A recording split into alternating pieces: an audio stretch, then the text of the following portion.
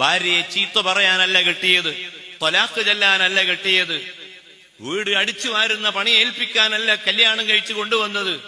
അവളെ ഏറ്റവും മാന്യമായ രൂപത്തിൽ ശ്രദ്ധിക്കുകയും അവൾക്ക് ആവശ്യമായത് വാങ്ങിക്കൊടുക്കുകയും അവളെ ഉപദേശിക്കുകയും ചില യാത്രകളിലൊക്കെ അവളെ കൊണ്ടുപോവുകയും ചെയ്ത് ആ ഭാര്യയുടെ അവകാശങ്ങൾ പരിരക്ഷിക്കുന്ന വലഹുന്ന മിസ്ലുല്ലദി അലൈഹിന്ന, പുരുഷന് ഏതെല്ലാം അവകാശങ്ങളുണ്ടോ ആ അവകാശങ്ങളൊക്കെ സ്ത്രീക്കും ഉണ്ട്. പുരുഷൻ വിളിച്ചാൽ സ്ത്രീ വരണം എന്ന് ഖുർആനിലുണ്ട് എങ്കിൽ, അതേ ഖുർആൻ തന്നെ ഹദീസിലുണ്ട് എങ്കിൽ ഖുർആൻ പറയുന്നു, സ്ത്രീ വിളിച്ചാൽ, ഭാര്യ വിളിച്ചാൽ പുരുഷനും പോകണം.